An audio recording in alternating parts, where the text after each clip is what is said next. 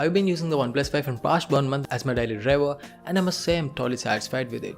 There are some cons as well, so in this video, let's discuss about those pros and cons along with my total experience of using the OnePlus 5. So let's get started.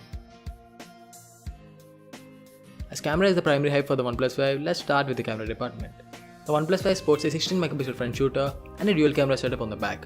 One is a 16 megapixel lens and the other one is a 20 megapixel telephoto lens. The reason for those portrait shots with blurred backgrounds.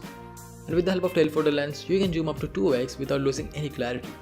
Actually, you can zoom up to 1.6x, that 0.4x is done digital. OnePlus says. So yeah, talking about the cameras, they can capture some pretty great details. But when we talk about the front camera, we can really control the exposure behind the subject. Most of the times it overexposes, which is not that great.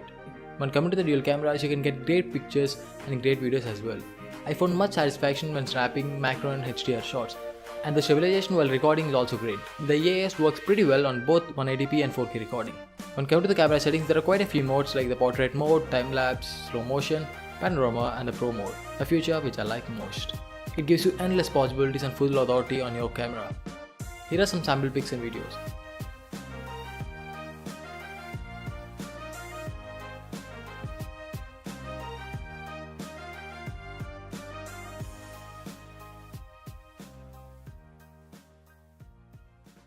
Coming to the design of the OnePlus 5, on the back it has a dual camera setup, noise cancellation mic, dual LED flash and of course the OnePlus branding. On the right side we have SIM tray and the power button. On the left we have a LED slider and a volume rocker. To the top we have nothing. And to the bottom we have a USB Type-C charging port, a 3.5mm audio jack and speaker grills. And on the front we have 16 megapixel camera with a fingerprint sensor on the bottom. There is a lot of negativity pouring on the OnePlus 5 that it looks exactly like the iPhone 7 Plus. But from my perspective, it looks completely different.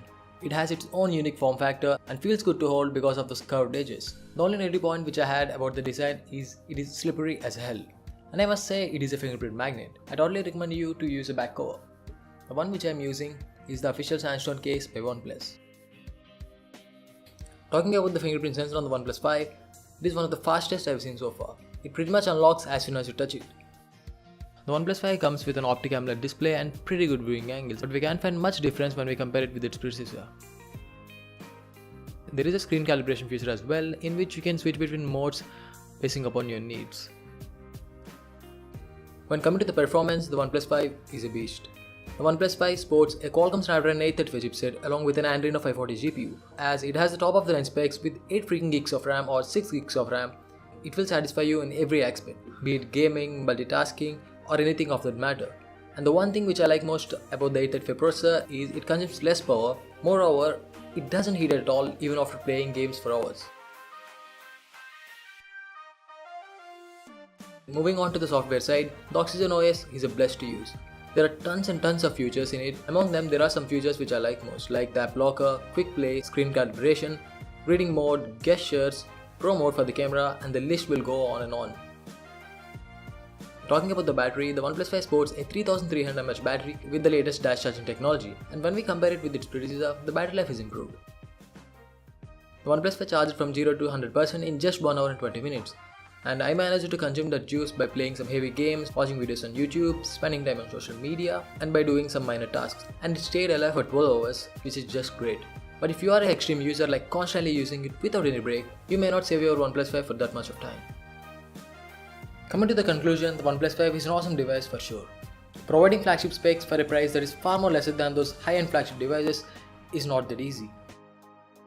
OnePlus 5 may not be a flagship killer, but still it is the best device in that price range.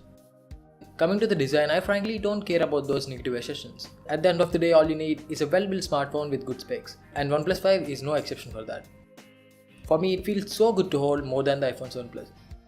And coming to the performance, it's a monster. And even the camera is great. But I don't compare it with those high-end smartphones, which is not that fair.